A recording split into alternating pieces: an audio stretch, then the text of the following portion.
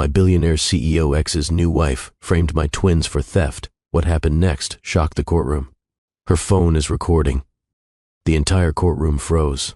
Every eye turned to the small 9-year-old girl standing at the defense table, her finger pointing directly at the woman in the designer black dress. Vanessa Castellano clutched her cream-colored Birkin bag tighter against her chest. Her perfectly made-up face went pale.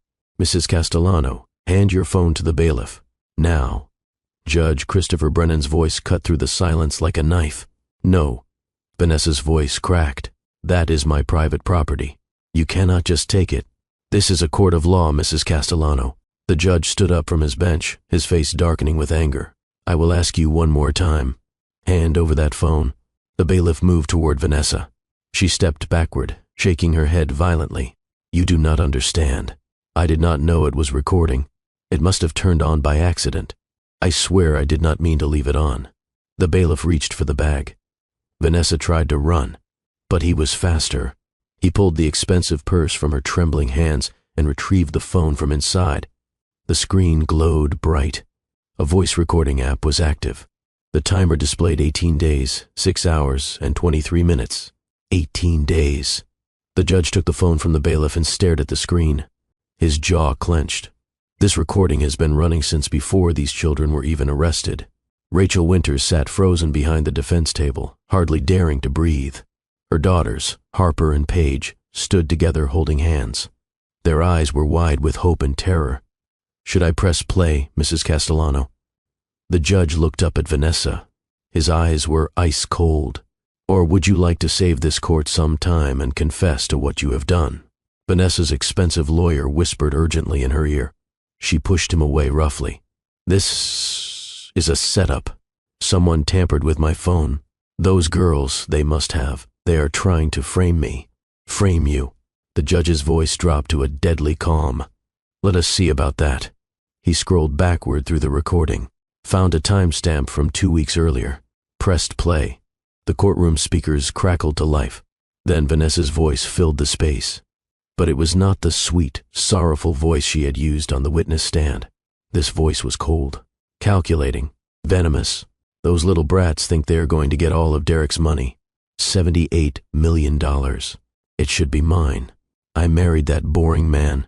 I sat through his endless business dinners and smiled at his pathetic friends.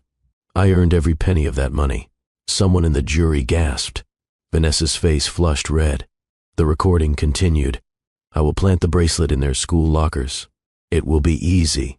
I volunteer at Oakmont Academy. I have access to the student hallway.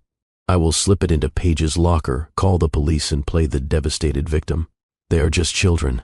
No one will believe them over me. Once they are convicted and sent away, I can petition the court to transfer guardianship to me. Then I will control the trust fund. I will get everything Derek owed me. Everything I deserve." Vanessa laughed on the recording. It was a cruel, ugly sound that made Rachel's skin crawl. The courtroom erupted. Reporters scrambled to write. Jury members stared at Vanessa with open disgust. The prosecutor, Catherine Frost, closed her eyes and shook her head slowly. Judge Brennan silenced the recording. He looked at Vanessa with an expression of pure fury. "In 30 years on this bench, I have never witnessed such evil. But let me take you back to the beginning. Let me tell you how a mother's worst nightmare became a fight for truth, justice, and the soul of her family. Let me tell you how 2 innocent little girls almost lost everything to a woman who valued money more than human life. Have you ever been accused of something you did not do? Have you ever watched someone you love suffer and felt completely powerless to stop it? Have you ever stared into the face of injustice and wondered if truth even matters anymore? This is the story of Rachel Winters, a kindergarten teacher, a divorced mother, a woman who lost almost everything when her billionaire husband left her. But when that same ex-husband died and his new wife tried to destroy Rachel's children, Rachel discovered that a mother's love is the most powerful force on earth. This is a story about greed and innocence, about lies and truth, about a legal system that almost failed 2 children, and about the one tiny mistake that exposed everything. If you believe in fighting for what is right, I need you to do something for me right now. Hit that like button, not for me, but because this story needs to reach every parent out there who has ever felt powerless. Subscribe to Love and Twilights with Dr. Phillips because I share real stories about real people who prove that truth and love will always win in the end. And drop a comment telling me where you are watching from and what you would do if someone tried to destroy your children. Because this community is built on people who believe in justice. Now let me tell you how this all began. Rachel Winters stood in front of her second-grade classroom at Riverside Elementary School in Seattle, Washington. She wore a simple cotton dress from Target and comfortable flats. Her dark hair was pulled back in a practical ponytail. She was helping a little boy named Jamal sound out words in his reading book when her phone buzzed in her pocket. She ignored it. She was working. Her students deserved her full attention. The phone buzzed again. And again. "Miss Winters, can I go to the bathroom?" A small girl named Keisha raised her hand. "Of course, sweetie." Rachel smiled at her. "When you come back, we will work on your math worksheet together." The phone buzzed a fourth time. Rachel frowned. Something was wrong. People did not call 4 times in a row unless it was an emergency. She pulled out her phone and glanced at the screen. 3 missed calls from Oakmont Academy. 2 voicemails.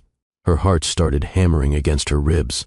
Oakmont Academy was the private school where her daughters Harper and Paige were students. Why would they be calling in the middle of the day? Rachel's teaching assistant, Mrs. Chen, noticed her pale face. "Is everything okay? I need to check something." Rachel's hands were shaking as she opened the voicemail. "Can you watch the class for just a minute?" "Of course. Go." Rachel stepped into the hallway.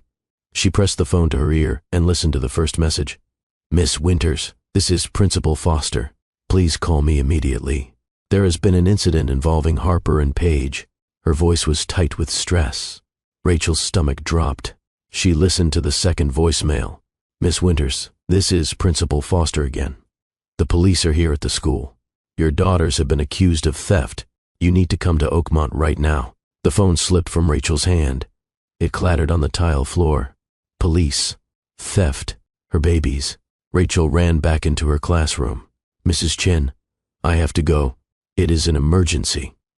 Can you cover my class for the rest of the day?" "Yes, of course. Is everything all right?" Rachel did not answer. She grabbed her purse and her car keys and sprinted down the hallway.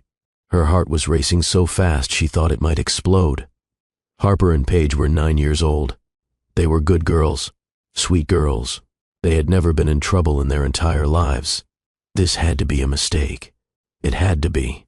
Rachel drove across Seattle with tears streaming down her face. She ran 2 yellow lights. She did not care. Her daughters needed her. When she pulled into the parking lot of Oakmont Academy, she saw 2 police cars parked near the front entrance. Black and white vehicles with lights on top. The sight made her physically sick. Rachel parked crookedly and ran toward the building. She burst through the front doors and nearly collided with Principal Foster. Principal Foster was a dignified woman in her 50s, with gray hair and kind eyes. But today her eyes were full of distress. "Miss Winters, thank God you are here. What is happening? Where are my daughters?" Rachel could barely get the words out. She was shaking all over. "Please, come with me." Principal Foster led Rachel down the hallway toward the administrative offices. "I am so sorry. Mrs. Castellano called the police this morning. She claimed that Harper and Paige stole a diamond bracelet from her home during their visit last weekend." "What?" Rachel stopped walking. "That is insane. My daughters would never steal anything. The police searched their lockers." Principal Foster's voice was gentle but firm. "They found the bracelet." The world tilted sideways. Rachel grabbed the wall to steady herself. "That is impossible.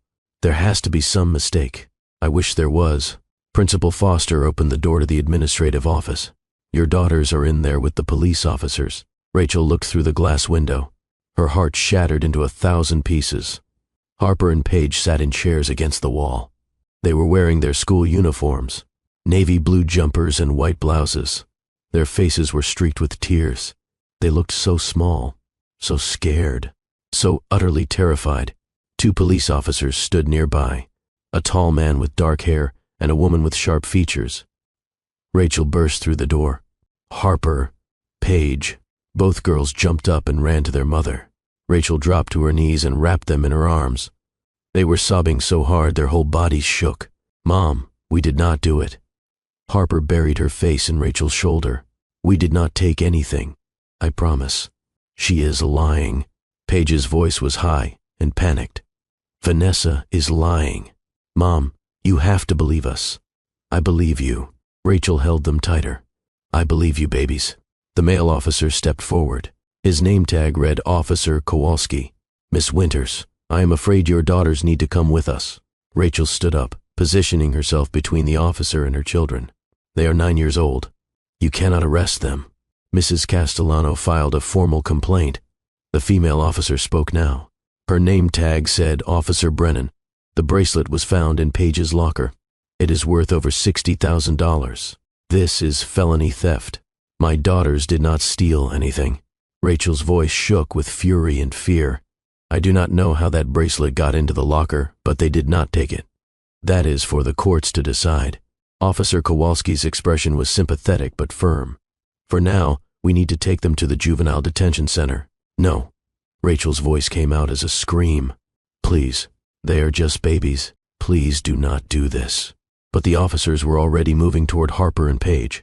We need you to come with us, girls. Officer Brennan's voice was gentle, but it did not matter.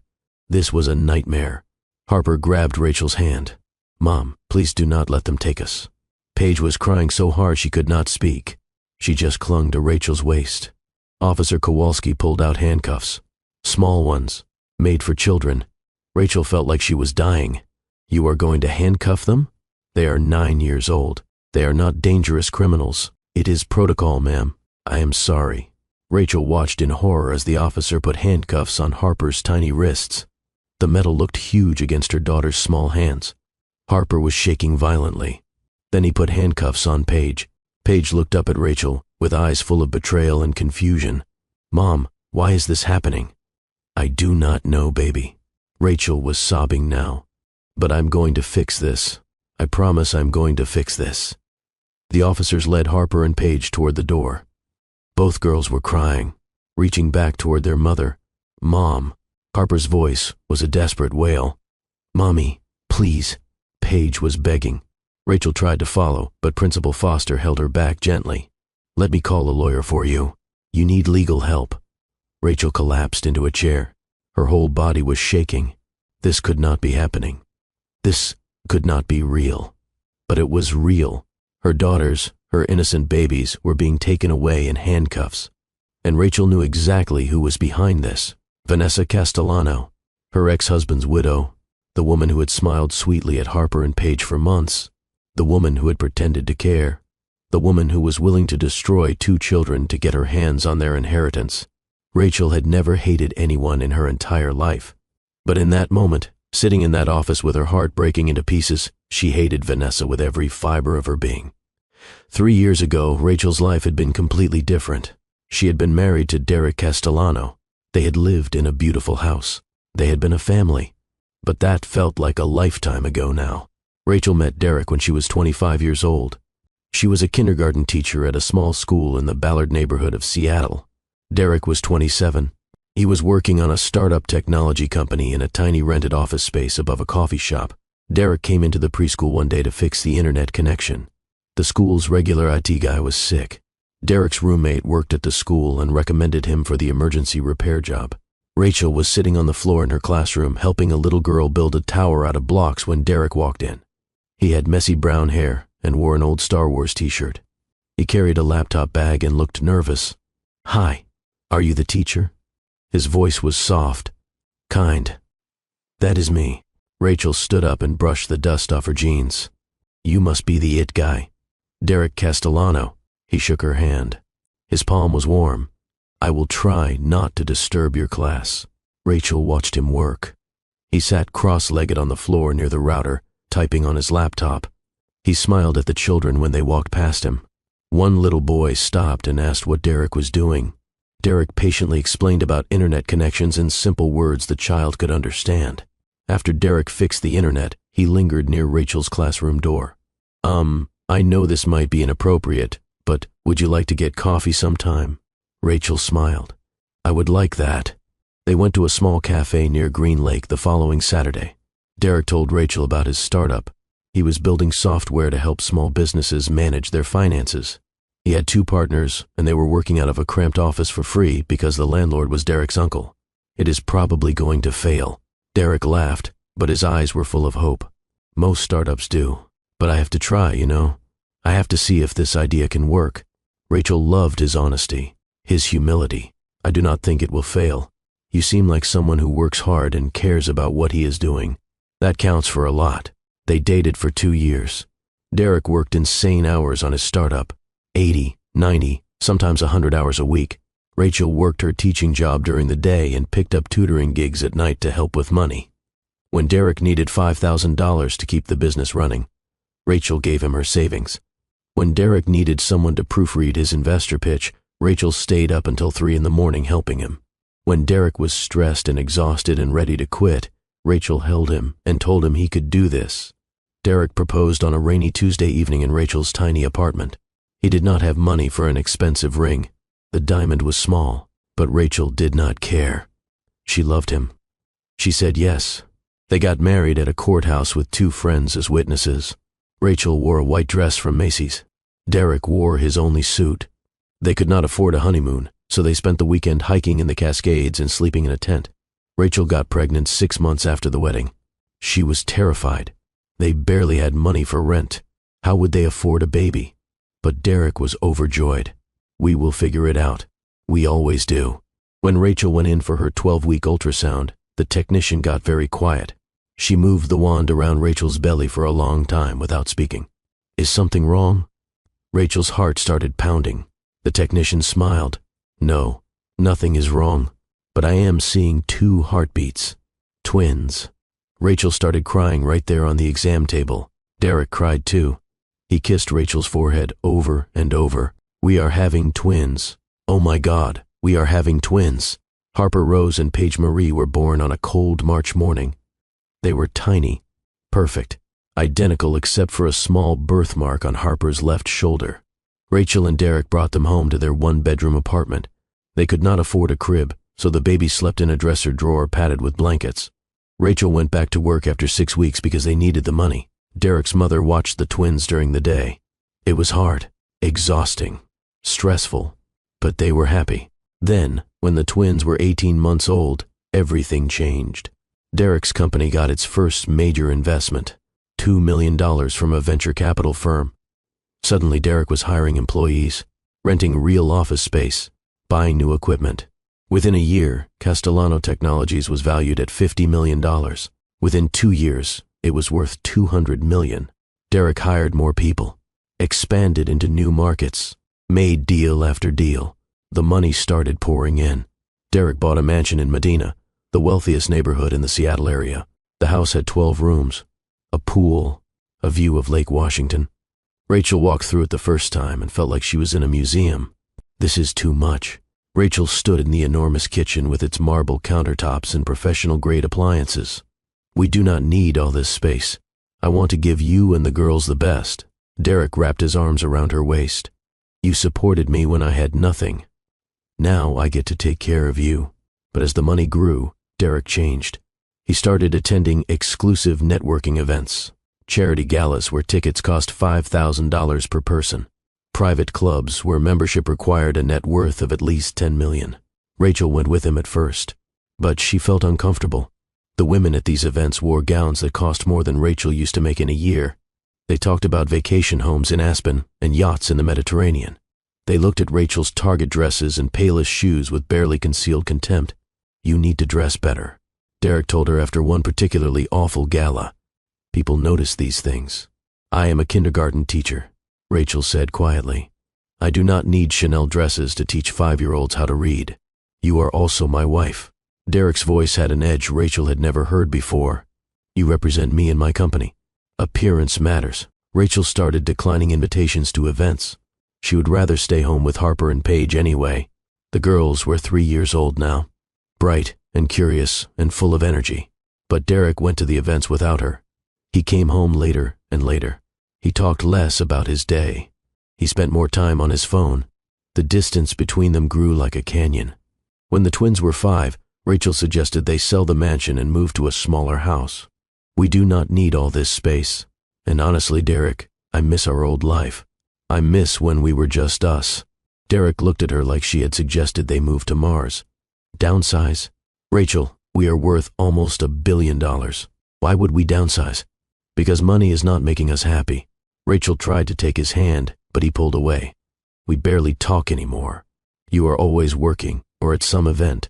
The girls ask me why Daddy is never home. I am building something. Derek's voice was cold. I am securing our future. Our daughters will never have to worry about money.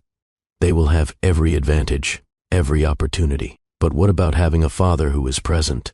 What about having parents who actually love each other? Derek did not answer. He left the room. The marriage limped along for another 2 years. Rachel kept teaching. She loved her job, loved working with children who came from normal families. Families where parents packed lunches in paper bags and drove old minivans. Derek kept building his empire. Castellano Technologies was now valued at over $1 billion. Derek was featured in Forbes magazine. People called him a visionary, a genius, but at home, he was a stranger. When Harper and Paige were 7, Derek asked Rachel for a divorce. They were sitting in the mansion's formal living room, a room Rachel never used because it felt cold and sterile. Derek wore an expensive suit. He had just come from a business dinner. I think we should separate. Derek did not look at her when he said it. We have grown apart. We want different things. Rachel felt numb. What about the girls? They will be fine. We will share custody. I will make sure they are taken care of financially. That is not what I meant. Rachel's voice broke. They need their father, Derek. They need you present and involved, not just paying for things. I will be involved. Derek stood up. I have already talked to a lawyer. This can be civil and quick if we both cooperate. Rachel hired a lawyer, but her lawyer was a solo practitioner working out of a small office in Renton. Derek's lawyers were from a massive downtown firm with 100 attorneys. The divorce was not civil. It was a massacre. Derek's lawyers argued that he could provide a better life for the girls, better schools, better opportunities, better everything. Rachel's lawyer argued that children needed stability and love more than money, that Rachel had been their primary caregiver their entire lives, that Derek worked 80 hours a week and barely saw them. The judge was an older man who seemed impressed by Derek's wealth and success. He awarded primary custody to Derek. Rachel got the girls every other weekend and Wednesday evenings. Rachel cried in the courthouse bathroom for an hour after the ruling. She moved out of the mansion into a small 2-bedroom apartment in Riverside, a working-class neighborhood. The apartment was a quarter of the size of the bedroom she had shared with Derek, but it was hers. Derek kept the mansion, and he kept Harper and Paige. Rachel's life became a series of countdowns, counting the days until Wednesday evening, counting the hours until the weekend, living for the moments when her daughters were with her. The girls hated the custody arrangement. They cried every time Derek picked them up from Rachel's apartment. "Mom, why can we not just live with you?" Harper would ask, her eyes full of confusion. "Because the judge said you have to live with your dad." Rachel would force herself to smile. "But I will see you on Wednesday. That is only 4 days away." It was torture, pure torture. 6 months after the divorce was finalized, Derek called Rachel with news. "I am getting remarried." Rachel was making dinner in her tiny kitchen. She nearly dropped the phone. "What?" "Her name is Vanessa Ashcroft. We met at a tech conference in San Francisco. I wanted to tell you before the girls found out." "Derek, you have been divorced for 6 months." Rachel sat down heavily on her second-hand couch. "Do you even know this woman?" "I know her well enough." Derek's voice was defensive. "She is smart, sophisticated, and she understands my world. The girls will like her." But Rachel could hear it in his voice. He was not marrying Vanessa because he loved her. He was marrying her because she fit the image he wanted. Rich, polished, connected. Rachel met Vanessa 2 weeks later when she picked up Harper and Paige for the weekend. Vanessa answered the door of the mansion. She was tall and blonde and stunning. She wore white linen pants and a silk blouse that probably cost more than Rachel's monthly rent. "You must be Rachel." Vanessa's smile was perfect. White teeth, expensive lipstick. "I have heard so much about you." Rachel doubted that. "Nice to meet you." Vanessa called into the house. "Girls, your mother is here." Harper and Paige came running. They hugged Rachel tightly. Both girls looked tired. "Did you have a good week?" Rachel asked, smoothing Harper's hair. "It was okay." Paige's voice was quiet. Rachel looked at Vanessa. "Thank you for taking care of them." "Of course." Vanessa's smile never wavered. "They are wonderful girls. But when Rachel looked into Vanessa's eyes, she saw nothing. No warmth, no genuine affection, just cold calculation. Derek married Vanessa 3 months later. The wedding was featured in Seattle Met magazine. 200 guests. A ceremony at a historic estate. Vanessa wore a dress designed by Vera Wang. Rachel saw the photos online. She felt nothing, just a dull ache where her heart used to be. After the wedding, Vanessa moved into the mansion with Derek and the girls. Rachel tried to be positive. Maybe Vanessa would be a good stepmother. Maybe she would genuinely care for Harper and Paige. But the girls started coming to Rachel's apartment with troubling stories. It was a Wednesday evening. Rachel had made spaghetti for dinner. Harper and Paige sat at the small kitchen table, picking at their food. "What is wrong, sweethearts?" Rachel noticed they were both unusually quiet. Harper looked at Paige. Paige nodded. "Mom, Vanessa is nice when Dad is around." Harper's voice was barely above a whisper. "But when he leaves for work, she changes." Rachel set down her fork. "Changes how?" "She says mean things." Paige's eyes filled with tears. "She told us we are ungrateful. She said we do not deserve everything Dad gives us." Rachel's blood ran cold. "What else does she say?" "She said we are spoiled brats." Harper was crying now too. "She said our mom, meaning you, turned us against her. But that is not true. We tried to like her. We really did. I know you did, babies." Rachel pulled both girls into her arms. "Did you tell your dad?" "We tried." Paige sobbed into Rachel's shoulder.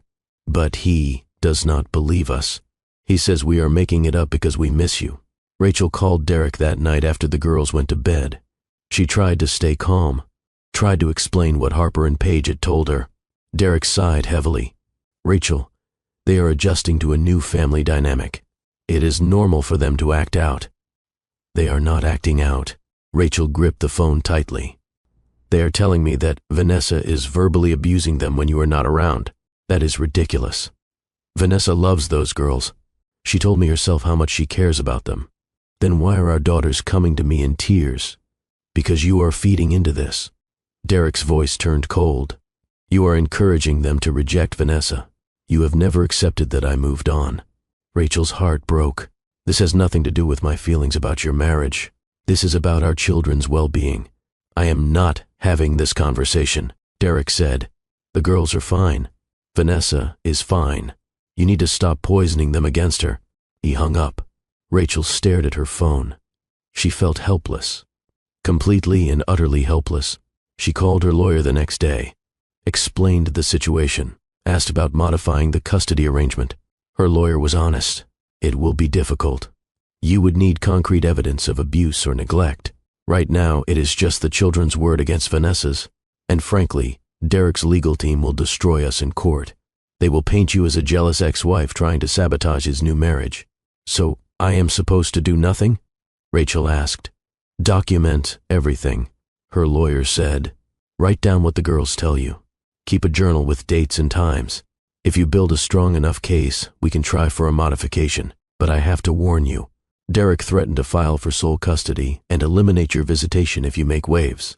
Rachel felt sick. He would do that. His lawyers already sent a letter suggesting it. So Rachel was trapped. She could fight for her daughters and risk losing them completely.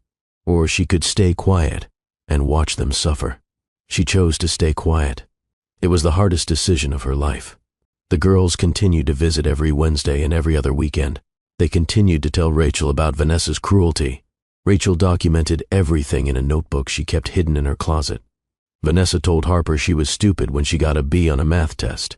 Vanessa told Paige she was gaining weight and needed to eat less. Vanessa locked them in their rooms when Derek was traveling for business. Rachel's heart broke a little more each time, but she could not protect them. She had no power, no money, no legal recourse. Then, 3 weeks ago, everything changed again. It was a Sunday evening. Rachel had just dropped Harper and Paige back at the mansion after their weekend together. She was driving home when her phone rang. Derek's name appeared on the screen. Rachel answered. "Hello?" There was a long pause. Then a voice she did not recognize. "Ms. Winters? This is Officer Patricia Morrison with the Coast Guard. I am calling about your ex-husband, Derek Castellano." Rachel pulled over to the side of the road. "What about him?" I am very sorry to inform you that Mr. Castellano was involved in an accident this afternoon. He was on his yacht in the San Juan Islands when a sudden storm hit. He went overboard. We recovered his body about an hour ago. The world stopped. What? Rachel could not process the words. I am so sorry for your loss. The officer's voice was gentle. Mr. Castellano's wife has been notified. We will need someone to come identify the body. Since you are listed as next of kin for his minor children, I wanted to inform you directly. Rachel sat in her car on the side of the road and felt nothing. Not sadness, not relief, just a vast, empty numbness. Derek was dead, the father of her children, the man she had loved for so many years, the man who had broken her heart and taken her daughters. Dead. Rachel drove straight to the mansion. She needed to be with Harper and Paige. They would be devastated. Vanessa answered the door. Her eyes were red. She wore all black already. I assume you heard. Where are the girls? Rachel pushed past her into the house. Upstairs in their room. Vanessa's voice was flat. Rachel found Harper and Paige sitting on Harper's bed. They were holding hands and crying silently. When they saw Rachel, they ran to her. Mom. Paige collapsed into Rachel's arms. Daddy is gone. I know, baby. I know. Rachel held both girls while they sobbed. She stayed with them all night, slept in Harper's room with both girls curled against her. Vanessa did not object. The next morning, Rachel made breakfast for the girls. Vanessa stayed in her room. Derek's lawyer, Mr. Howard Beckett, called that afternoon. He asked Rachel to come to his office the following day for the reading of Derek's will. Rachel brought Harper and Paige with her. They sat in Mr. Beckett's downtown office with its view of Elliott Bay. The office was all glass and steel and expensive furniture. Vanessa was already there. She sat in a leather chair near the windows. She wore a black Chanel suit and pearls. Her makeup was perfect. She looked composed, confident. Mr. Beckett was a distinguished man in his 60s with silver hair and kind eyes. He shook Rachel's hand. Thank you for coming, Miss Winters. I know this is a difficult time. They all sat down. Harper and Paige sat on either side of Rachel. Vanessa sat across from them. Mr. Beckett opened a folder. I will read the relevant portions of Derek's will. He cleared his throat and began. I, Derek Michael Castellano, being of sound mind and body, do hereby declare this to be my last will and testament. I leave all my assets, including Castellano Technologies, my properties, and all financial accounts totaling approximately $78 million to my daughters, Harper Rose Castellano and Paige Marie Castellano. Rachel's breath caught in her throat. $78 million. The assets will be held in trust until the girls reach age 25. Until then, the assets will be managed by a trustee appointed by this court. My ex-wife, Rachel Winters, is granted full custody of our daughters effective immediately. Rachel started crying. Derek had given her their children. Full custody. After everything, he had trusted her. Mr. Beckett continued reading. My wife, Vanessa Castellano, will receive a monthly payment of $8,000 for a period of 5 years, as per the prenuptial agreement signed before our marriage. The room went silent. Rachel looked at Vanessa. Vanessa's face had gone completely white. Then it flushed dark red. What? Vanessa's voice came out as a strangled whisper. Mr. Beckett looked up from the papers. I am sorry, Mrs. Castellano, but these are the terms of the will. $8,000 a month? Vanessa stood up suddenly. Her chair scraped loudly against the floor. That is it? I am his wife. I deserve half of everything. Community property laws state that I am entitled to half of all assets acquired during the marriage. You signed a prenuptial agreement. Mr. Beckett's voice remained calm. The agreement is legally binding. Your marriage lasted less than 3 years. The terms are very clear. You receive $8,000 per month for 5 years. That is $96,000 per year. $480,000 total. Vanessa's hands were shaking. Derek promised me. He said I would be taken care of. You're being taken care of, according to the agreement you signed. Vanessa looked at Harper and Paige. Her expression was pure hatred. Those girls do not need $78 million. They are children. I am the one who stood by Derek. I am the one who hosted his business dinners and attended his conferences. I earned that money. Mrs. Castellano, please. Mr. Beckett stood up. I understand you are upset, but this is not the appropriate forum. Vanessa grabbed her purse from the table. This is not over. I will contest this will. I will fight this. You can certainly try, Mr. Beckett said quietly. But I assure you, the will is ironclad. Derek had it updated just 1 month ago. He was very specific about his wishes. Vanessa looked at Rachel. Her eyes were filled with rage. You did this. You poisoned him against me. I did not even know about the will, Rachel said quietly. Vanessa picked up a crystal paperweight from Mr. Beckett's desk. For a moment, Rachel thought she was going to throw it, but Vanessa just gripped it tightly, her knuckles turning white. Those girls, Vanessa said slowly, each word dripping with venom, took everything from me. She slammed the paperweight down on the desk and stormed out of the office. The door slammed behind her so hard the windows rattled. Mr. Beckett sat down slowly. He looked shaken. I apologize. That was inappropriate. Rachel pulled Harper and Paige closer.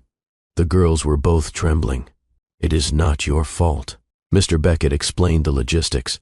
The trust would be established within 30 days. A financial firm would manage the assets. Rachel could draw reasonable amounts for the girls' care. Education, medical expenses, therapy, appropriate activities. As for custody, since Derek's will explicitly granted Rachel full custody, it would override the previous court order. Harper and Paige could move back in with Rachel immediately. Rachel cried all the way home. Harper and Paige cried too, but these were different tears, not entirely sad, mixed with relief. They were going to be together, finally, permanently together. That night, Rachel, Harper, and Paige slept in Rachel's bed. The three of them tangled together in the small bedroom of the small apartment. My sweet girls, Rachel whispered in the darkness. You are home now. You are safe. But Rachel was wrong. Vanessa was not done.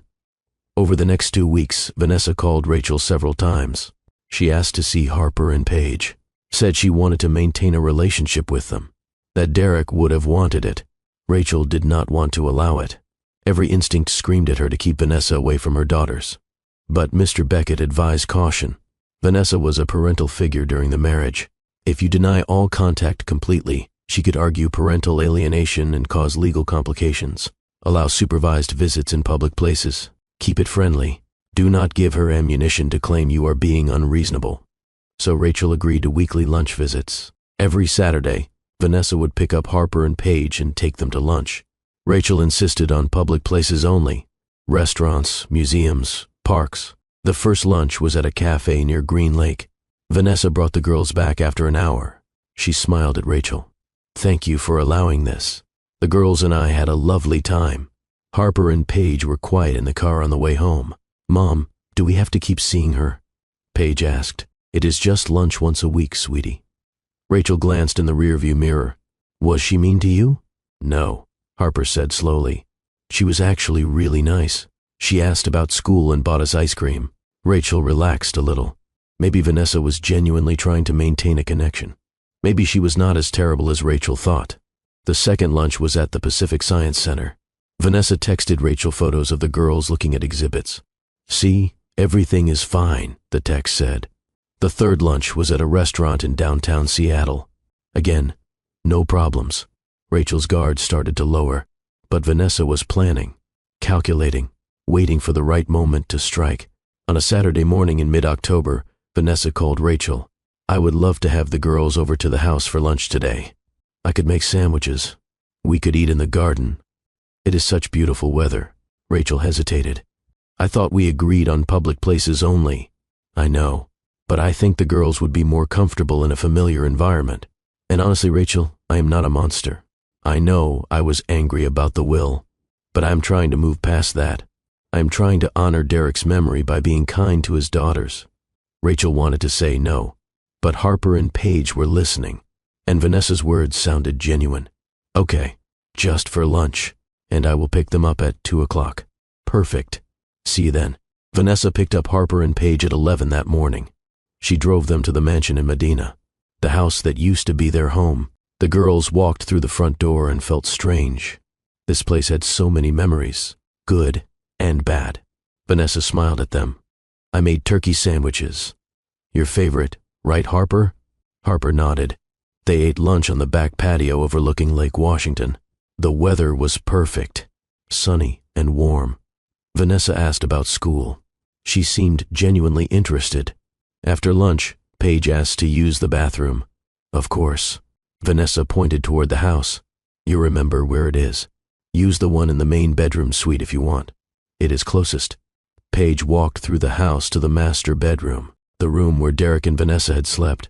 It felt wrong being in there, but Paige really had to go. She used the bathroom quickly and washed her hands. As she walked back out through the bedroom, she noticed Vanessa's jewelry box sitting on the dresser. It was open. Inside, Paige could see a diamond bracelet sparkling in the sunlight. Paige did not touch it, did not even go near it. She just noticed it and left. Vanessa was waiting in the hallway when Paige came out. Did you find everything okay? Yes, thank you. They went back outside. At exactly 2 o'clock, Rachel pulled up in her car. Harper and Paige ran out to meet her. Thank you, Vanessa. Rachel called from the car. Anytime. Vanessa waved, but as soon as Rachel's car pulled away, Vanessa's smile vanished. She walked back into her bedroom, straight to the jewelry box.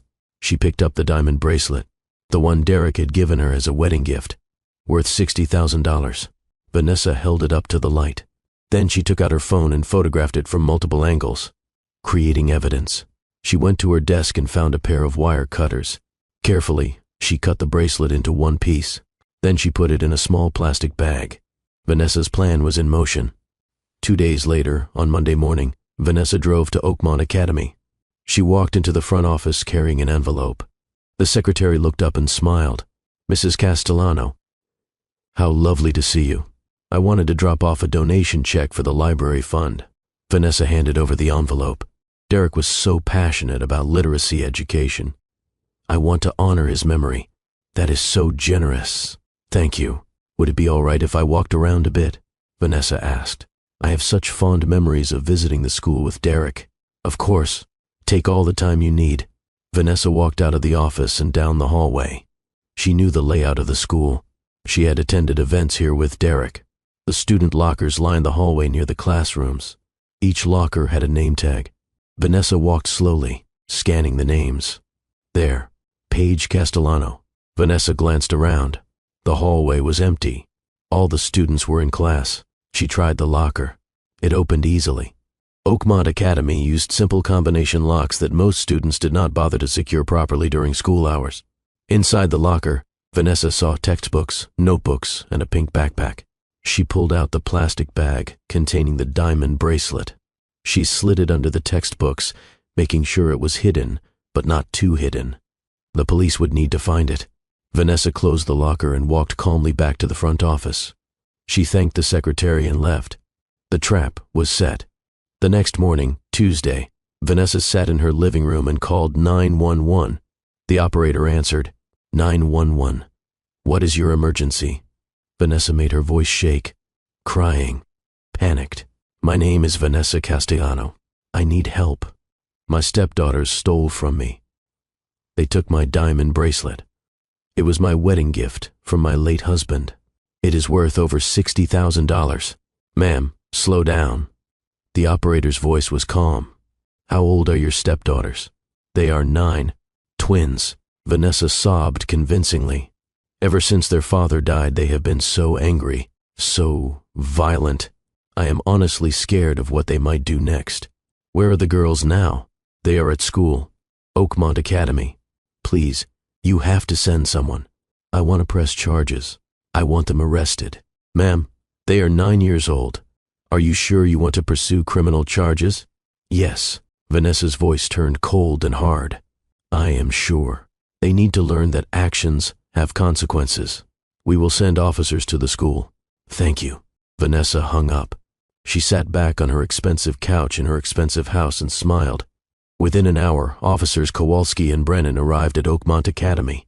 Harper and Paige were in their 4th grade classroom.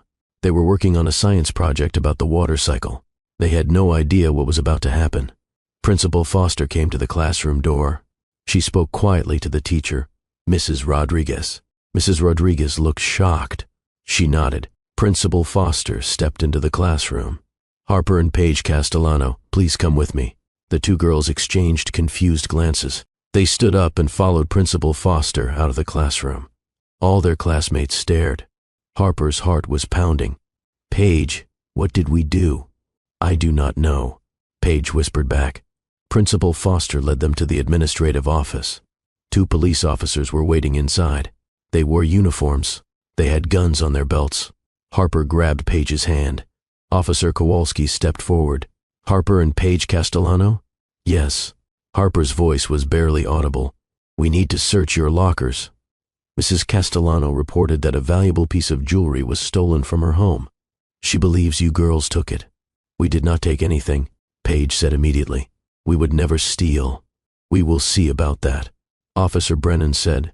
The officers escorted Harper and Paige to the hallway. Other students were peeking out of classrooms. Everyone was watching. Officer Kowalski opened Harper's locker first. He searched through it carefully. Books, papers, folders, no bracelet. Then he opened Paige's locker. He pulled out textbooks, moved aside folders. Then he reached toward the back and pulled out a small plastic bag. Inside the bag was a diamond bracelet. It sparkled under the fluorescent hallway lights. Paige stared at it in shock. "That is not mine. I have never seen that before." Officer Brennan picked up the bag. She examined it. "This matches the description Mrs. Castellano gave us. I did not put that there." Paige was crying now. "Someone else did. I swear I did not take it." "I did not either." Harper grabbed her sister's hand. "You will need to come with us," Officer Kowalski said gently. "Where?" Harper asked. "Juvenile Detention Center. We are placing you under arrest for theft." The hallway had filled with students now. Dozens of them. Watching, whispering, pointing. Someone pulled out a phone and started recording. Officer Kowalski pulled out handcuffs.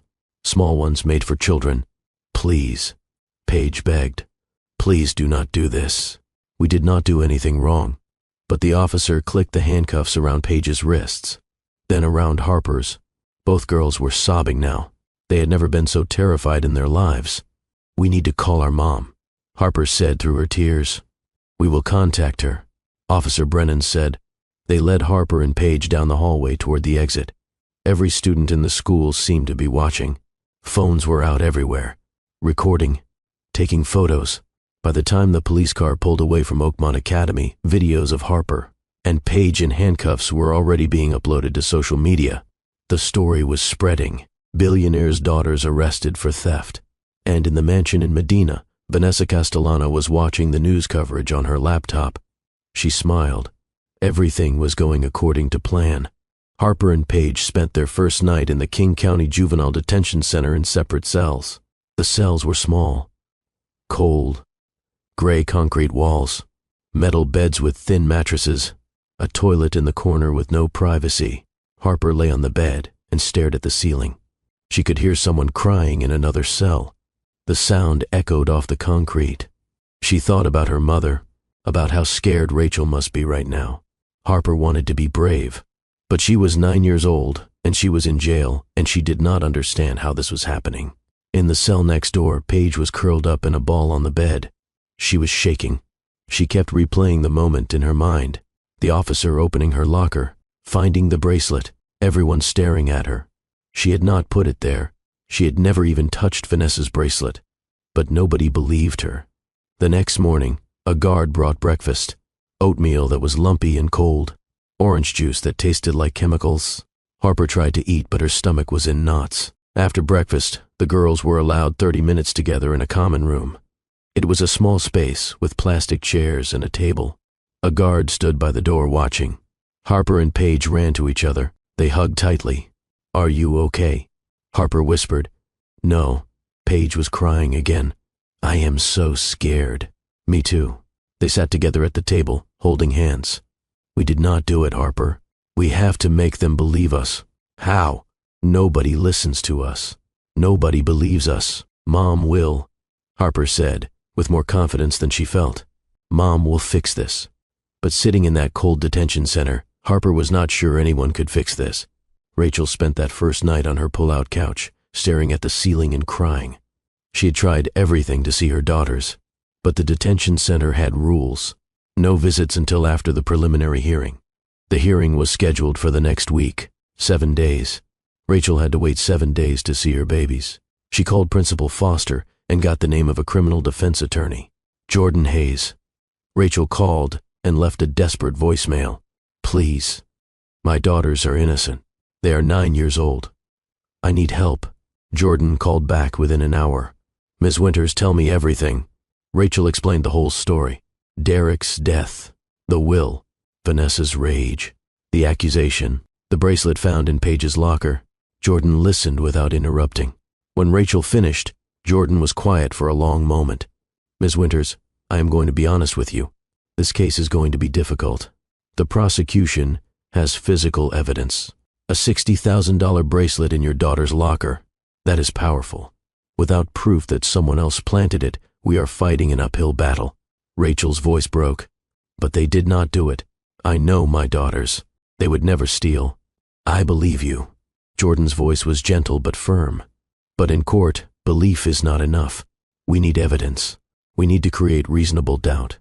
And we are up against a very motivated accuser. Vanessa Castellano has money and motive to pursue this. What do? We fight, Jordan said. We fight with everything we have. My rate is $300 an hour. I know that is expensive, but I will work with you on a payment plan if needed. I will pay whatever it takes.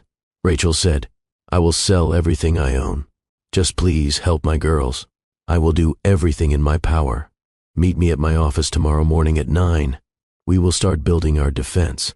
Rachel showed up at Jordan's office in Pioneer Square at 8:45. She had barely slept. Her eyes were red and swollen. Jordan Hayes was a black woman in her early 40s, with natural hair styled in elegant locks pulled back from her face. She wore a navy blue suit and had intelligent, compassionate brown eyes. Her office was small but organized. Law books lined the shelves. A window overlooked the street below. Jordan gestured to a chair. Sit. Tell me about Vanessa. For the next 2 hours, Rachel told Jordan everything. How Vanessa had married Derek for money. How she had been cruel to the girls when Derek was not around. How she had exploded when she learned about the will. Did you document any of this? Jordan took notes on a legal pad. Some. Rachel pulled out a small notebook from her purse. I wrote down things the girls told me. Dates and times when Vanessa said cruel things. But I never actually witnessed it myself. Derek always dismissed it when I tried to tell him. Jordan flipped through the notebook. This is helpful, but it is all secondhand. The prosecution will argue these are just claims, not proof. What about the fact that Vanessa had motive? Rachel leaned forward. She lost $78 million when Derek died. She was furious. She threatened the girls in front of the lawyer. That gives her motive to frame them, yes. Jordan tapped her pen on the notepad. But we would need to prove she actually did it. Did anyone see her at the school that day? I do not know. Can we check? I will subpoena the school's visitor logs and security footage. Jordan made a note. But if Vanessa was smart, and I suspect she was, she would have had a legitimate reason for being there. A donation, a meeting, something that gave her access without raising suspicion. Rachel felt despair creeping in. So what do? We prepare the girls to testify. We find character witnesses who can speak to their honesty. We attack the prosecution's case wherever we can, and we hope that the jury sees the truth.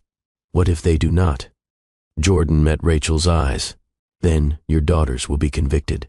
They are minors, so they would likely be sent to juvenile detention until age 18, and Vanessa could petition for guardianship, claiming you are unfit. If she gets guardianship, she gets control of the trust. Rachel felt sick. So she wins. She gets the money and destroys my children. Not if I can help it. Jordan stood up. We have 1 week before the hearing. I am going to work every angle I can. You focus on taking care of yourself. Your daughters need you strong. But Rachel did not feel strong. She felt broken. The detention center finally allowed Rachel to visit Harper and Paige 3 days before the hearing. She was given 30 minutes in a supervised visiting room. When Harper and Paige were brought in, Rachel barely recognized them. They wore gray detention uniforms. Their hair was pulled back messily. Their faces were pale and thin. Babies. Rachel opened her arms. Both girls ran to her and collapsed into her embrace. All 3 of them cried for the first 5 minutes, just holding each other. Finally, Rachel pulled back and looked at them. Are they treating you okay in here? It is awful, Mom. Harper's voice was hollow. We are locked in cells by ourselves most of the day. The food is disgusting.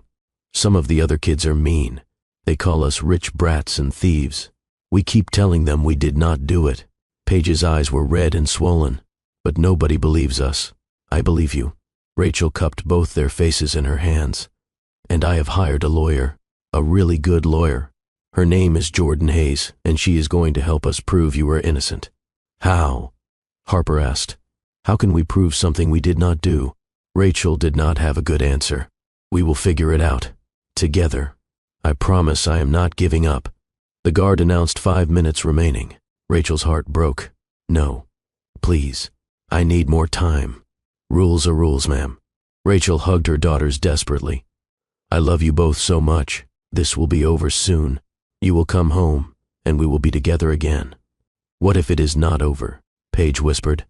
What if they think we are guilty? They will not. Rachel tried to sound confident. The truth always comes out. Always. But as Rachel left the detention center and walked to her car, she wondered if she was lying to her daughters. Meanwhile, the media was having a field day with the story. Local news stations ran segments about the case. Billionaire's daughters accused of stealing from grieving widow. The headline was irresistible. Vanessa gave an interview to a reporter from Channel 11 News. The interview was conducted in the mansion's elegant living room. Vanessa wore a simple black dress. Minimal makeup. She looked like the picture of dignified grief. The reporter, a woman named Jennifer Shaw, sat across from Vanessa with a sympathetic expression. Mrs. Castellano, thank you for speaking with us during this incredibly difficult time. Thank you for giving me the opportunity to share my side. Vanessa's voice was soft and sad. Can you tell us what happened? Vanessa dabbed at her eyes with a tissue. My husband Derek died 3 weeks ago in a tragic accident. It has been devastating for all of us. I tried so hard to be there for his daughters. Harper and Paige are wonderful girls, but they have been struggling with grief. I understand that. I am struggling too. You invited them to your home? Yes. I wanted to maintain a relationship with them. Derek would have wanted that, so I had them over for lunch. It was a lovely visit. Or so I thought. Vanessa paused, as if collecting herself. But that evening, I discovered my diamond bracelet was missing. It was Derek's wedding gift to me, the last thing he gave me before he died. That must have been heartbreaking. It was. Vanessa's voice broke. But more than that, I was confused. Why would the girls take it? Then I realized they were angry about the will. Derek left his fortune to them, not to me.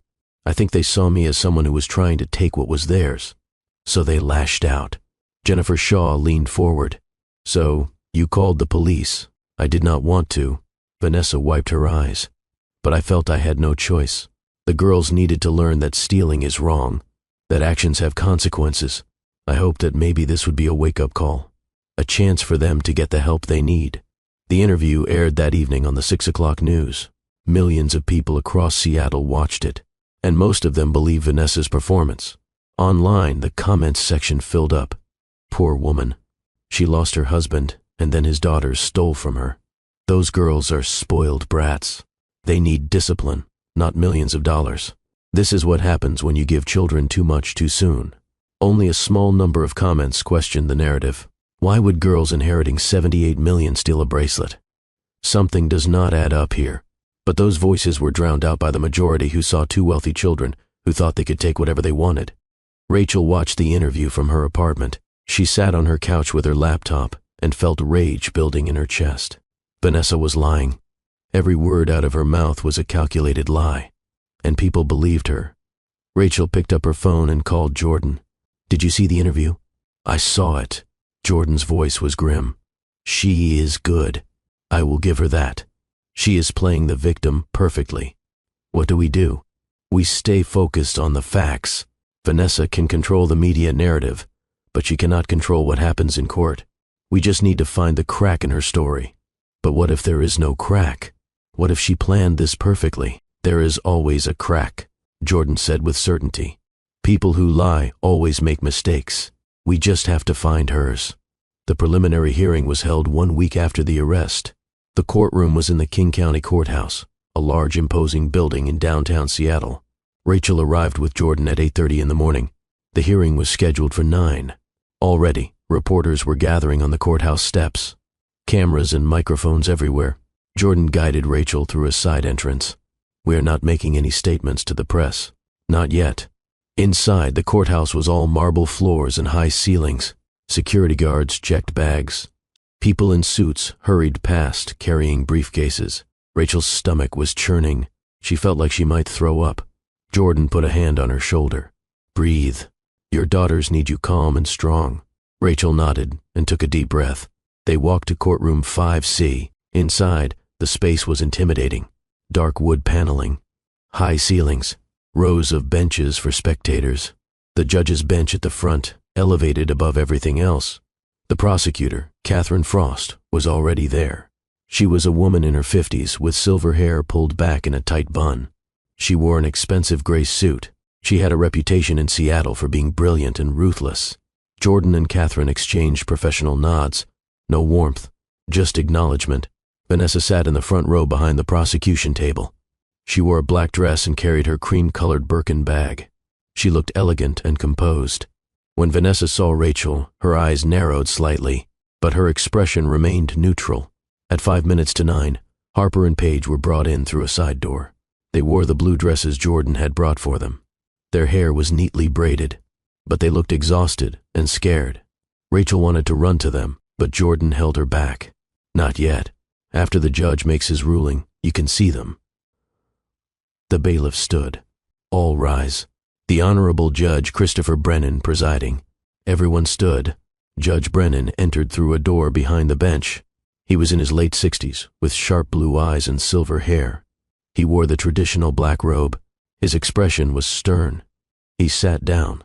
Everyone else sat. Judge Brennan looked at the papers in front of him. "This is a preliminary hearing for the case of the State of Washington versus Harper Rose Castellano and Paige Marie Castellano. The defendants are charged with felony theft. Ms. Frost, present your case." Catherine Frost stood. She moved with confidence. "Your Honor, the state's case is straightforward. On October 15th, the defendants visited the home of Mrs. Vanessa Castellano. During that visit, they stole a diamond bracelet valued at $60,000. 2 days later, the bracelet was found in Paige Castellano's school locker by police officers responding to Mrs. Castellano's complaint. Frost walked to the evidence table and held up a plastic bag. "This is the bracelet in question. We have photographs proving it belongs to Mrs. Castellano. We have the testimony of the police officers who found it, and we have Mrs. Castellano's testimony that the defendants were in her home the day it went missing." She turned to look at Harper and Paige. "Your Honor, these are not hardened criminals. They are children, but that does not mean they are incapable of theft. The evidence is clear. I am asking the court to bind this case over for trial."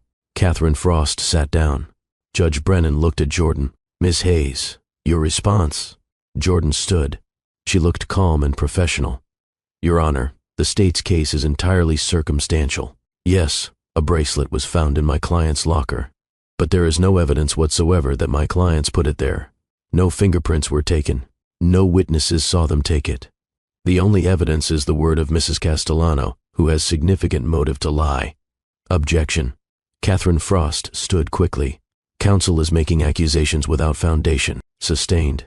Judge Brennan looked at Jordan with a warning. "Ms. Hayes, stick to the facts." Jordan nodded. "Your Honor, the facts are these. Harper and Paige Castellano are 9 years old. They have no history of criminal behavior, no history of lying or theft. They are honor students with excellent character references. They recently inherited $78 million from their late father. Why on earth would they steal a $60,000 bracelet?" The judge leaned back in his chair. "That is a fair question, Miss Frost." Catherine stood again. "Motivation for theft is not always logical, Your Honor. Children do not think like adults. Perhaps they took it out of anger, out of grief, out of a desire to hurt Mrs. Castellano because they blamed her for their changed circumstances. Or perhaps," Jordan interrupted, "someone with actual motive to hurt these children planted the bracelet to frame them." Judge Brennan held up his hand. "Enough. Do you have any evidence of this alleged frame-up, Miss Hayes?" Jordan hesitated. "Not direct evidence, Your Honor, but we have evidence of motive. Mrs. Castellano was expecting to inherit millions when her husband died. Instead, she received a modest monthly allowance while the children received the bulk of the estate. She was, by all accounts, furious. That is motive for resentment, Judge Brennan said, not motive for framing children for a crime. With respect, Your Honor, I believe discovery will reveal more. We intend to subpoena school records, security footage, and witness testimony that will show Mrs. Castellano had access and opportunity to plant the bracelet. Judge Brennan looked at both lawyers for a long moment. Then he made his decision. Based on the evidence presented, I find sufficient probable cause to bind this case over for trial. Trial will be scheduled for 3 weeks from today. Rachel's heart sank. The judge continued, however, given the defendant's age and lack of criminal history, I am releasing them to their mother's custody pending trial. They will wear ankle monitors and are not permitted to leave King County. Relief flooded through Rachel. They were coming home. Her babies were coming home. Harper and Paige turned to look at their mother. Both girls had tears streaming down their faces. This court is adjourned. Judge Brennan banged his gavel. Rachel ran to her daughters. Jordan did not try to stop her this time. She wrapped Harper and Paige in her arms and held them like she would never let go. "We are going home," Rachel whispered. "You are coming home with me." A detention officer fitted both girls with ankle monitors, plastic bracelets that would track their location. Then they were released into Rachel's custody. Jordan walked them to Rachel's car through the back exit to avoid reporters. "I will be in touch this week. We have a lot of work to do before trial. Thank you." Rachel's voice was thick with emotion. "Thank you for believing us. I do believe you." Jordan looked at Harper and Paige. "And we are going to prove it." Rachel drove home with her daughters. She kept looking at them in the rearview mirror. They were thin and pale, but they were here. They were safe. That night, all 3 of them slept in Rachel's bed again. Rachel woke up every hour just to make sure they were really there. Over the next 3 weeks, Jordan worked tirelessly on the case. She subpoenaed Oakmont Academy's visitor logs. Sure enough, Vanessa had visited the school 2 days before the arrest. She had told the office staff she was dropping off a donation check. The school had security cameras, but they only covered the front entrance and the parking lot. There was no footage of the hallway where the lockers were located. Jordan interviewed the school secretary who had been working that day. "Do you remember Mrs. Castellano's visit?" The secretary, a kind woman named Barbara Mills, nodded. "Yes. She dropped off a check for the library fund. Very generous. $5,000. How long was she in the building?" Barbara thought for a moment. Maybe 10 or 15 minutes. She asked if she could walk around the school. She said she had fond memories of visiting with her late husband. "And you allowed it?" "Of course. She was a donor and a step-parent of students. I did not see any reason to say no." Jordan made notes. "Did you see where she went?" "No. I was at my desk. I assumed she was just looking at the classrooms and maybe the library. It was not proof, but it established that Vanessa had opportunity." Jordan also collected character witnesses. Teachers from both Riverside Elementary and Oakmont Academy. Parents of Harper and Paige's friends. Their therapist, Dr. Sullivan. All of them said the same thing. Harper and Paige were honest, kind, well-behaved children. They would never steal. But Jordan knew that character testimony alone would not win the case. They needed something more, some piece of evidence that proved Vanessa had planted the bracelet. And Jordan could not find it. The trial began on a cold November morning. The courtroom was packed. Reporters filled half the gallery. Curious members of the public filled the rest. Vanessa sat behind the prosecution table wearing a black Oscar de la Renta dress. Her cream Birkin bag sat on the table next to her expensive lawyer from a private firm she had hired to advise Catherine Frost. Rachel sat behind the defense table with Harper and Paige. Jordan sat at the table in her navy suit, papers organized in neat stacks in front of her. Judge Brennan entered. Everyone rose, then sat. The jury had been selected the day before. 12 people, 8 women, 4 men, a mix of ages and backgrounds. They looked serious and attentive. "Ms. Frost, your opening statement," Judge Brennan said. Catherine Frost stood and walked to the center of the courtroom. She looked at the jury with a grave expression. "Ladies and gentlemen, this is a tragic case. 2 young girls, grieving the loss of their father, made a terrible choice. They stole a diamond bracelet from their stepmother. Why did they do it? Perhaps out of anger. Perhaps out of grief. Perhaps they wanted to hurt the woman they saw as replacing their mother." She walked to the evidence table and picked up the plastic bag with the bracelet. This bracelet was found in Paige Castellano's school locker. Not in someone else's locker. Not in a random location. In Paige's locker. The evidence is clear and undeniable. Catherine turned to look at Harper and Paige. I know these are children. I know this is painful. But justice requires that we hold people accountable for their actions, regardless of age. The defendants are guilty. And I will prove it. She sat down. Judge Brennan looked at Jordan. Miss Hayes, your opening statement. Jordan stood. She walked slowly to the center of the courtroom. She looked at each juror in turn. Ladies and gentlemen, I want you to ask yourselves one simple question. Why would two girls who just inherited $78 million steal a $60,000 bracelet? She paused. Let that sink in. $78 million. More money than most people will see in a lifetime. Harper and Paige Castellano have access to that money through their trust. They can buy anything they need, anything they want, within reason. So why would they risk everything to steal a bracelet? Jordan walked closer to the jury box. The answer is simple. They would not. And they did not. Someone planted that bracelet in Paige's locker to frame these children. And I believe that someone is Vanessa Castellano. Catherine Frost stood. Objection. Counsel has no evidence to support this accusation. Judge Brennan looked at Jordan. Miss Hayes, do you have evidence? I have motive, Your Honor. Jordan said firmly. Vanessa Castellano expected to inherit millions when her husband died. Instead, she got $8,000 a month for 5 years. She was furious. Multiple witnesses will testify to her rage when the will was read. She had motive to hurt these children. And she had opportunity. She visited their school 2 days before the bracelet was found. That is circumstantial, Judge Brennan said. So is the prosecution's case. Jordan replied. All we have is a bracelet in a locker. No fingerprints, no witnesses, no proof of how it got there. I am asking this jury to use common sense. Look at who benefits from these children being convicted. Not Harper and Paige. They lose everything. But Vanessa Castellano could petition for guardianship and gain control of a $78 million trust. The jury members were listening intently now. Judge Brennan looked at Catherine. And Miss Frost, call your first witness. The prosecution calls Vanessa Castellano. Vanessa stood gracefully and walked to the witness stand. She wore black Louboutin heels. Her hair and makeup were perfect. She placed her hand on the Bible. Do you swear to tell the truth, the whole truth, and nothing but the truth, so help you God? I do. Vanessa's voice was soft and sincere. She sat down. Catherine Frost approached. Mrs. Castellano, can you tell the jury about your relationship with Harper and Paige? Vanessa looked at the jury with sad eyes. I tried so hard to be a good stepmother to them. When I married Derek, their father, I knew it would be an adjustment for the girls. I wanted to give them love and stability, but they never really accepted me. I understood. They were loyal to their mother. I respected that. Did your relationship with the girls change after Derek died?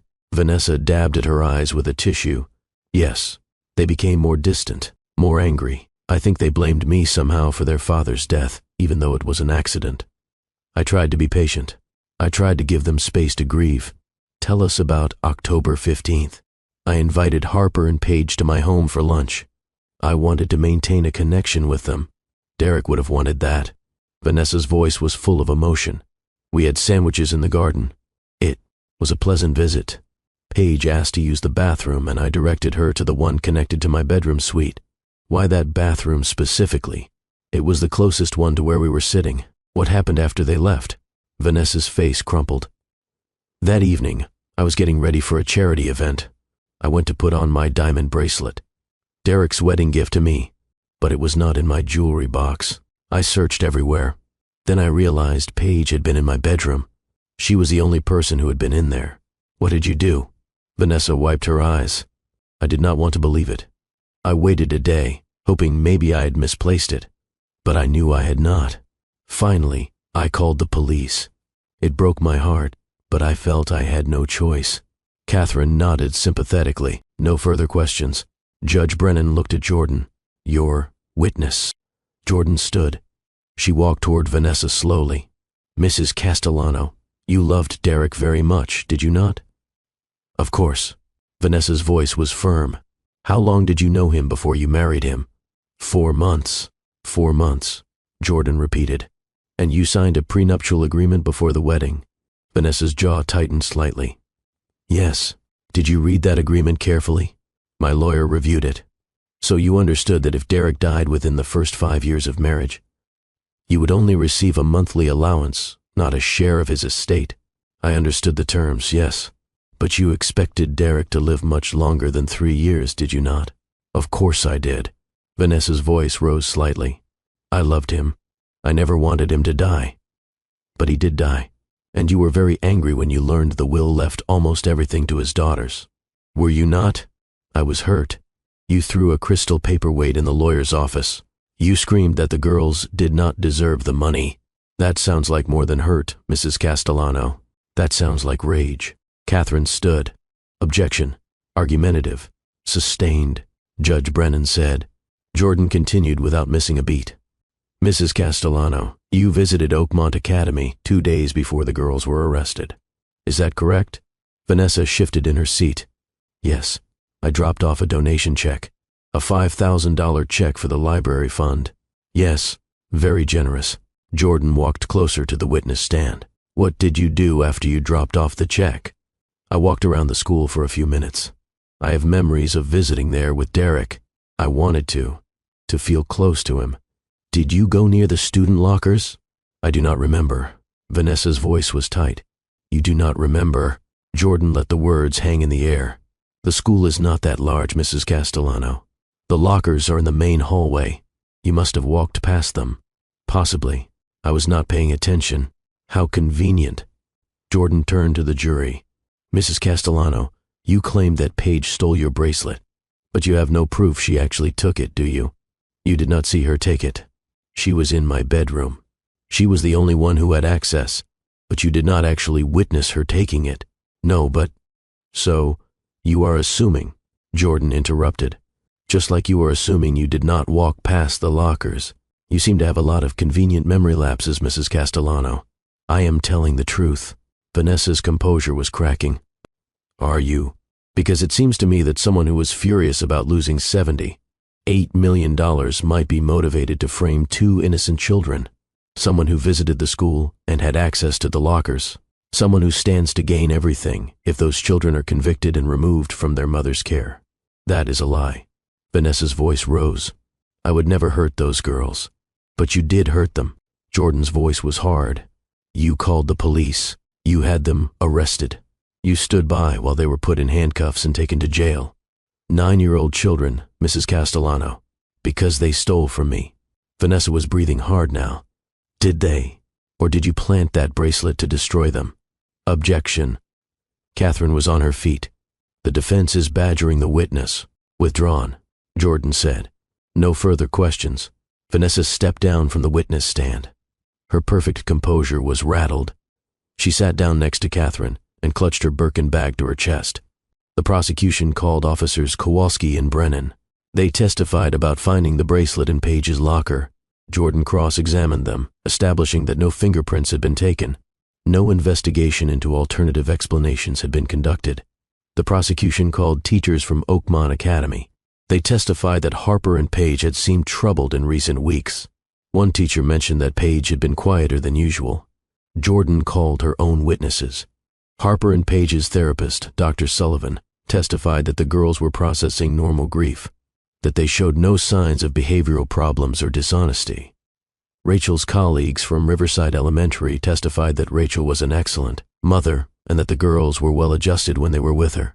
By the end of the second day of trial, both sides had presented their cases, but there was no smoking gun, no definitive proof either way. That night, Jordan met with Rachel in her office. I am not going to lie to you. This is not going well. The jury is sympathetic to Vanessa. She played the grieving widow perfectly. What do we do? I want to call Harper to testify tomorrow. Jordan said, It is risky. She is 9. The prosecution will go after her hard, but I think the jury needs to hear directly from her, needs to see her innocence. Will that be okay for her? Rachel asked. She has been through so much already. It is up to you. You are her mother. But Rachel, if we do not do something to shift this trial, we are going to lose. Rachel closed her eyes. Okay, ask her. Let Harper decide. That night, Rachel sat down with Harper in their small apartment. Paige was in the other room doing homework. Rachel explained what Jordan wanted. "You do not have to do this, sweetheart." Rachel held Harper's hand. "I know you are scared. I know this is hard." Harper looked at her mother with eyes that seemed too old for a 9-year-old. "Mom, if I do not testify, will they think we are guilty?" "I do not know, baby. Then I have to do it." Harper's voice was steady. "I have to tell the truth, even if I am scared." Rachel hugged her daughter tightly. "You are the bravest person I know." The next morning, Jordan called Harper to the stand. Harper walked slowly to the witness box. She wore a simple blue dress. Her hair was in 2 braids. She looked tiny sitting in the big chair. The bailiff brought over a children's Bible. Harper placed her small hand on it. "Do you promise to tell the truth?" "I promise." Harper's voice was quiet but clear. Jordan approached gently. "Harper, did you take Mrs. Castellano's bracelet?" "No." Harper looked right at the jury. "I would never steal anything. My dad taught me that stealing is wrong." "Did Paige take the bracelet?" "No. Paige would never steal either. We are good kids. Do you have any idea how the bracelet ended up in your locker?" Harper's eyes filled with tears. "Vanessa put it there. I know she did. She hates us because our dad left us his money instead of her." Catherine stood. Objection. Speculation. Sustained. Judge Brennan said, but Harper kept talking. Her voice grew stronger. "Vanessa was mean to us when our dad was not around. She said we were spoiled. She said we did not deserve anything. When our dad died, she got even meaner. She looked at us like she hated us." "Harper," Jordan said gently, but Harper turned to look directly at Vanessa. "She is lying. She is lying about everything. We did not steal from her. She is trying to ruin our lives." The courtroom erupted. Judge Brennan banged his gavel. "Order." Vanessa stood up. Her face was red with fury. "How dare you? You ungrateful little brat. I tried to be good to you. I welcomed you into my home. And you stole from me. Mrs. Castellano, sit down." Judge Brennan's voice was sharp, but Vanessa was too angry. She grabbed her Birkin bag from the table and clutched it to her chest. "I tried. I really tried. But you and your sister are liars and thieves, just like your pathetic mother." "Mrs. Castellano," Judge Brennan stood up. "You will sit down immediately, or I will have you removed from this courtroom." That is when Paige stood up from the defense table. Her small voice rang out across the courtroom. "Her phone is recording." Everything stopped. Every eye in the courtroom turned to Paige. She was pointing at Vanessa's Birkin bag. "What did you say?" Judge Brennan asked. "Her phone." Paige's voice was shaking but certain. "In her bag. I can see the screen glowing. The recording app is on. It has been on this whole time." Vanessa's face went completely white. She clutched the bag tighter. Judge Brennan's eyes narrowed. "Mrs. Castellano, please hand your phone to the bailiff." "No," Vanessa's voice cracked. "That is my private property. You cannot just take it. This is a court of law." Judge Brennan's voice was like steel. "I will ask you one more time. Hand over that phone. Now." The bailiff approached Vanessa. She tried to step back, but there was nowhere to go. The bailiff reached for the bag. Vanessa pulled it away. "Do not touch me." Vanessa's voice was rising. "You have no right. This is illegal search and seizure." The bailiff was firm but gentle. He took the bag from Vanessa's hands. She tried to hold on, but he was stronger. He opened the bag and pulled out an iPhone in a designer case. The screen was glowing. A voice recording app was active. The timer showed 18 days, 6 hours, 23 minutes. The courtroom was so silent you could hear people breathing. Judge Brennan took the phone from the bailiff. He stared at the screen. His expression darkened with every second. 18 days. His voice was cold. "This recording has been running since before these children were arrested." Vanessa was shaking. "I did not know. I must have pressed it by accident. I swear I did not mean to leave it on." Judge Brennan looked at her with disgust. "Should I press stop, Mrs. Castellano, or should I see what has been recorded?" Vanessa's expensive lawyer stood up. "Your Honor, I need a moment to confer with my client." "Sit down, counselor." Judge Brennan did not look away from Vanessa. "I want to know what is on this recording. You cannot listen to that without a warrant. Vanessa was desperate now. "It is my private property. I have rights. You are in my courtroom. You have been recording these proceedings without permission. That alone is a violation." Judge Brennan scrolled backward through the recording. "But I suspect there is something much more interesting on here." He found a timestamp from 2 weeks earlier. Pressed play. The courtroom speakers crackled. Then Vanessa's voice filled the room. But it was not the sweet, sorrowful voice she had used on the witness stand. This voice was cold, calculating, filled with venom. "Those little brats think they are going to get all of Derek's money, $78 million. It should be mine. I married that boring man. I sat through his endless business dinners and smiled at his pathetic friends and pretended to care about his stupid company. I earned every penny of that money." Gasps echoed through the courtroom. Vanessa's face was bright red now. The recording continued. "I will plant the bracelet in their school lockers. It will be easy. I volunteer at Oakmont Academy. I have access to the student hallway. I will slip it into Paige's locker, call the police, and play the devastated victim. They are just children. No one will believe them over me." Vanessa laughed on the recording. It was a cruel, ugly sound. "Once they are convicted and sent away, I can petition the court to transfer guardianship to me. Rachel is clearly an unfit mother. She could not even afford a decent lawyer if it were not for pro bono work. I will get guardianship. I will control the trust. And I will finally get what Derek owed me. Every single dollar." The courtroom exploded. Reporters were scrambling to take notes. Jury members were staring at Vanessa with expressions of shock and disgust. Catherine Frost had her head in her hands. Judge Brennan stopped the recording. He looked at Vanessa with an expression of pure fury. "In 30 years on this bench, I have never witnessed such evil." Vanessa tried to speak. "Your Honor, I can explain. I was angry. I was upset. I did not mean those things. I would never actually hurt those children. You framed them." Judge Brennan's voice shook with rage. "You planted evidence. You lied to the police. You committed perjury on the stand. You tried to send 2 innocent children to juvenile detention so you could steal their inheritance. It is not like that." Vanessa was crying now. Real tears. Not the fake tears she had performed earlier. "You do not understand. Derek used me. He married me for appearances, to have a trophy wife for his business events. I gave him 3 years of my life. I earned that money. You earn nothing," Judge Brennan said coldly. "Bailiff, arrest Vanessa Castellano immediately.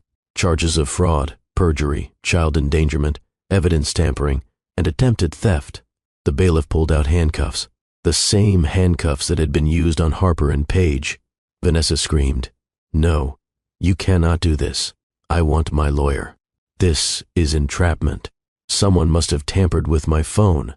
Those girls, they must have done something." The bailiff clicked the handcuffs around Vanessa's wrists. She tried to pull away, thrashing and screaming. "I will appeal." Vanessa's voice was wild. "I will sue all of you. This is not over. You will all pay for this." The bailiff led her toward the courtroom doors. Vanessa was still screaming, cursing, threatening. The doors closed behind her with a heavy thud. Silence fell over the courtroom. Judge Brennan turned to Harper and Paige.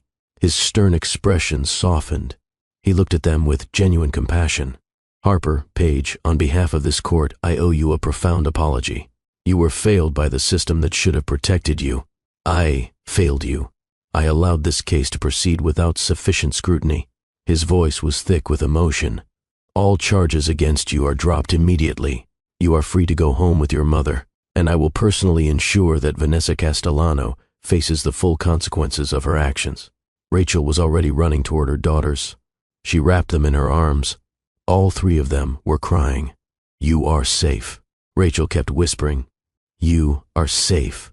You are coming home. It is over." The courtroom erupted in applause. Even some of the reporters were clapping. The jury members looked relieved. Jordan stood at the defense table wiping tears from her eyes. Judge Brennan banged his gavel one last time. "This court is adjourned." Rachel drove Harper and Paige home in her old car. The ankle monitors were removed at the courthouse. The girls were free. They drove through Seattle in silence. Harper and Paige stared out the windows at the city. They had been through something no child should ever experience.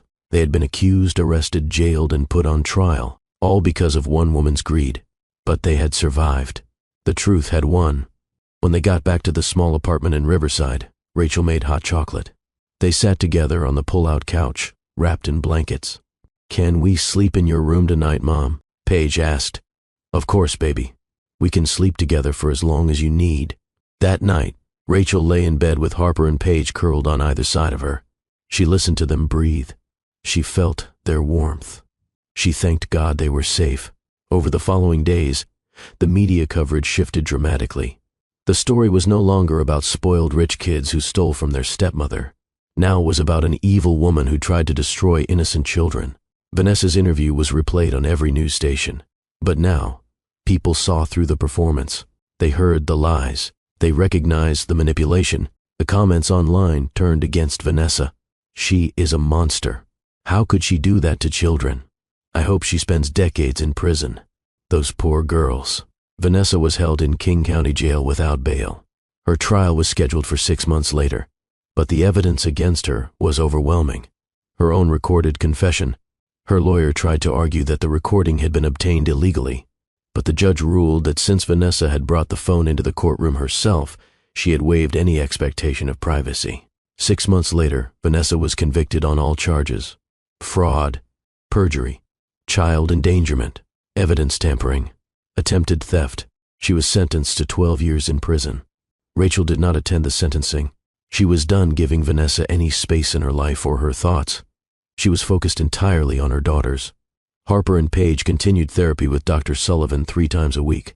Slowly, they began to process the trauma. They talked about their fear, their anger, their sense of betrayal. Dr. Sullivan was patient and kind. She gave them tools to cope with nightmares and anxiety. She helped them understand that what happened was not their fault. One afternoon, about 6 months after the trial, Harper had a breakthrough in therapy. "I keep thinking I should have known. Should have seen that Vanessa was evil." Dr. Sullivan shook her head gently. "Harper, you were 7 years old when she married your father. You are 9 now. You are a child. It is not your job to see through adult deception. Vanessa is a skilled manipulator. She fooled your father. She fooled lawyers. She almost fooled a jury. You cannot blame yourself, but we trusted her. We went to her house. We let her into our lives. That is called being a trusting child," Dr. Sullivan said. "That is normal and healthy. Vanessa is the one who violated that trust, not you." Paige had her own struggles. She developed anxiety about school. She worried that people would always see her as the girl who was arrested, the girl in handcuffs. Rachel transferred both girls to Riverside Elementary, the public school where she taught. She wanted them close. She wanted to be able to check on them throughout the day. At first, Harper and Paige were nervous, but the kids at Riverside Elementary did not care about the trial or the arrest.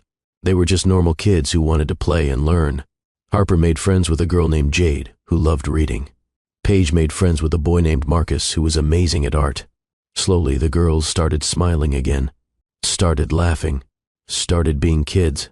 The trust fund was fully established with Mr. Beckett and a financial management firm overseeing it. Rachel could draw funds for the girls' needs. She used it for therapy, for new clothes as they grew, for art supplies and books and music lessons. But she refused to use it for herself. This is their father's gift to them, not to me. Mr. Beckett convinced Rachel to accept some improvements to their living situation. You are their guardian. Their home is their need. A stable, safe home environment is essential for their well-being. Reluctantly, Rachel agreed. They moved from the small apartment to a modest 3-bedroom house in Riverside. Nothing extravagant, just a simple house with a small yard. Harper decorated her room in lavender and purple. She filled it with bookshelves. Paige chose yellow walls and covered them with her artwork. Rachel kept her room simple: a bed, a dresser, and photos of her daughters. One evening, about a year after the trial, Rachel was making dinner when Harper came downstairs. "Mom, can we talk to you about something?" "Of course." Rachel turned down the stove. Paige joined them at the kitchen table. They looked serious. "We have been thinking," Harper said carefully, "about Dad's money." Rachel's heart sank. She had worried about this, worried that the money would change them, make them entitled or materialistic. "Okay. What about it?" "We want to start a foundation," Paige said. To help other kids. Rachel sat down. What kind of foundation? Harper explained. Kids who get accused of crimes they did not commit. Kids whose families cannot afford good lawyers. We had Jordan because we had money, but lots of kids do not have that. They get bad lawyers or no lawyers, and they go to jail even when they are innocent. We want to help them.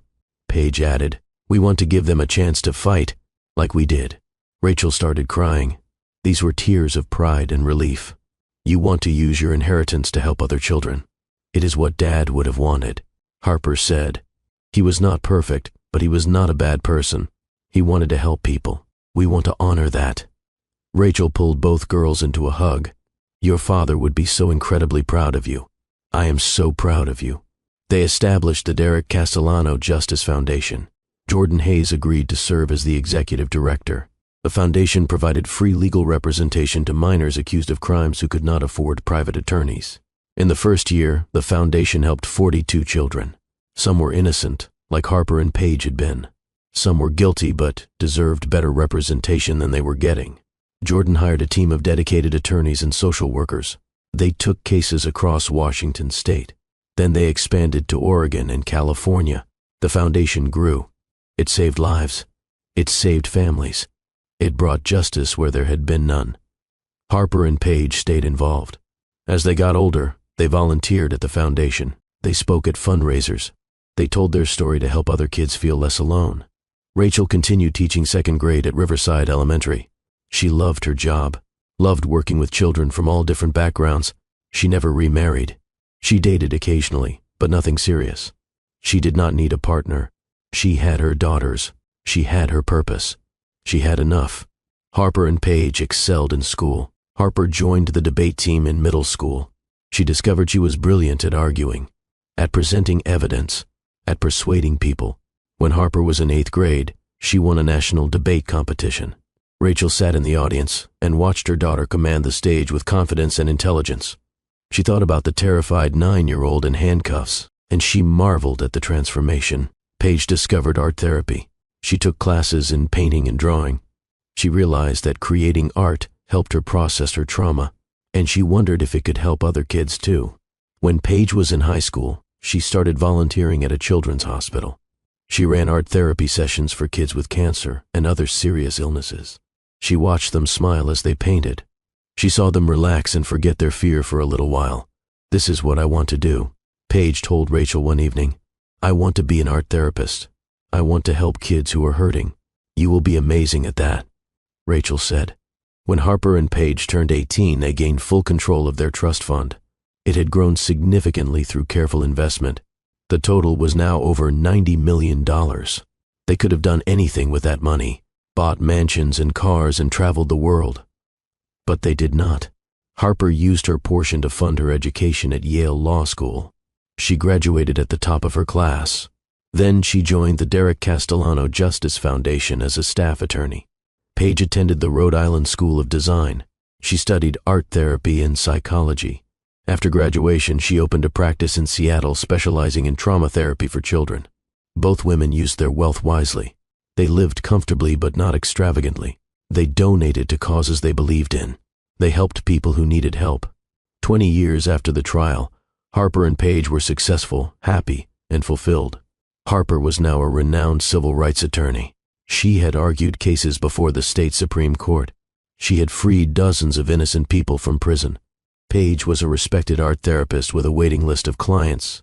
Her practice helped hundreds of children process trauma through creative expression. They both married good men who loved them. Harper had 2 children. Paige had 1. They brought the grandchildren to visit Rachel every Sunday. The whole family gathered around the same kitchen table from the house in Riverside. Rachel had moved to a smaller place when the girls left for college, but she kept that table. It held too many memories. On one particular Sunday, as they sat together eating Rachel's homemade lasagna, Harper looked at her mother. "Mom, we want to tell you something." Rachel looked up from her plate. "What is it?" Paige spoke. "We have been talking, and we realize we never properly thanked you for believing us, for fighting for us, for never giving up. You do not need to thank me." Rachel's eyes filled with tears. "You are my daughters. I would do anything for you, but not every parent would have done what you did." Harper said.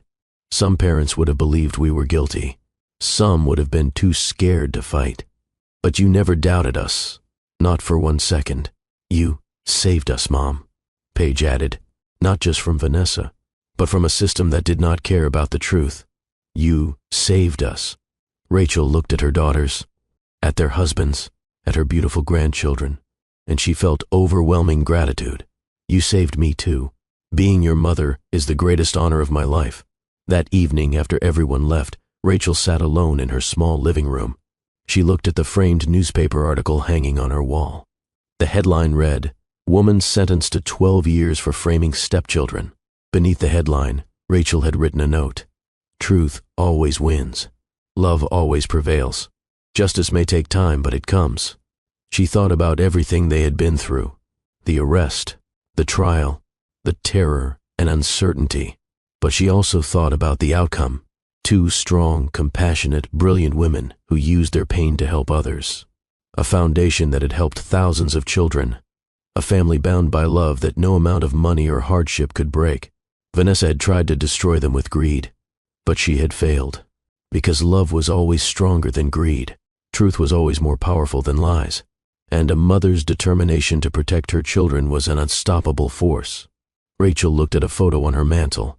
It showed her, Harper, and Paige on the day the charges were dropped. They were standing on the courthouse steps. They were crying and hugging. They looked exhausted and traumatized, but also relieved and hopeful. 20 years had passed since that photo. 20 years of healing, of building, of loving. And Rachel knew with absolute certainty that every moment of pain had been worth it. Because they had each other. They had truth. They had justice. And they had learned the most important lesson of all. That real wealth has nothing to do with money in a bank account.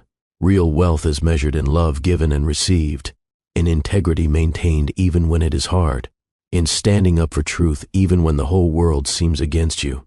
That is the inheritance that truly matters. That is what Rachel gave her daughters, and what they would pass on to their children. Not millions of dollars, but something far more valuable, the knowledge that you are loved, that you matter. That truth is worth fighting for. And that even in the darkest moments, hope remains.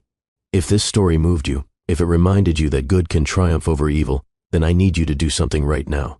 Do not just watch and move on. Hit that like button, not for me, but because this story needs to reach someone out there who is fighting their own battle, someone who feels powerless, someone who needs to be reminded that truth wins. Subscribe to Love in Twilights with Dr. Phillips, because every week, I bring you stories about real people facing real challenges. Stories that remind us what it means to love, to fight, to persevere. And please, drop a comment below. Tell me what lesson from Rachel's story resonated most with you. Was it her unwavering belief in her daughters? Was it Harper's courage to testify? Was it Paige's observation that exposed the truth? Tell me, because this community is built on people who believe that truth and love matter. Share this story with someone who needs hope. Share it with a single parent who is struggling. Share it with someone who has been falsely accused. Share it with anyone who needs to remember that the truth always, always comes to light. Rachel's story is proof that even when the system fails us, even when powerful people try to destroy us, even when everything seems impossible, love and truth will prevail. Vanessa Castellano thought she could use money and manipulation to steal everything from 2 innocent children. But she forgot one thing. She forgot about a mother's love. She forgot that truth is more powerful than any lie. And she forgot that justice, though sometimes delayed, will always arrive. The recording on Vanessa's phone was her undoing. The very device she used to plan her evil scheme became the evidence that exposed her. That is not luck. That is poetic justice. That is the universe correcting itself. Remember this. If you are fighting for truth right now, keep fighting. If you are standing up for someone you love, keep standing. If you believe in justice even when it seems far away, keep believing. Because Rachel's story teaches us that truth has a way of surfacing, that evil cannot hide forever, that love, real unconditional love, is the most powerful force in the universe. Harper and Paige could have become bitter and angry after what they experienced. They could have let the trauma define them. But instead, they chose to use their pain to help others. They built a foundation that has helped thousands of children. They turned their suffering into purpose. That is the real victory. Not just that Vanessa went to prison, but that Harper and Paige became women of compassion, integrity, and strength. Women who use their privilege to lift others up. Women who know that real wealth is not measured in dollars but in lives touched and helped. If you take one thing from this story, let it be this. Money cannot buy happiness. It cannot buy love. It cannot buy peace. Vanessa had access to millions, yet she ended up in prison, alone and despised. Rachel had very little money, yet she had everything that mattered. Her daughters, her integrity, her purpose. Choose love over greed. Choose truth over lies. Choose integrity over convenience. These are the principles that build a life worth living. I am Dr. Phillips, and this has been Love in Twilights, a story about a mother's love, a villain's greed, and the truth that set two innocent children free. Remember, the best inheritance you can give your children is not money. It is values. It is love. It is the knowledge that they matter and that truth is always worth fighting for. Until next time, keep loving, keep fighting for what is right, and keep believing that truth and justice will always prevail. See you in the next story.